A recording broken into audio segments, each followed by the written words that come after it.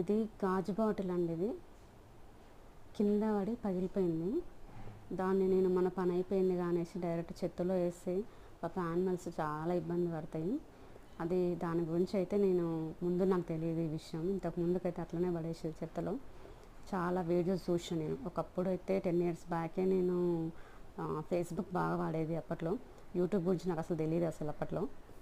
ఈ యానిమల్స్ ఛానల్సే నేను బాగా ఫాలో అయ్యేది.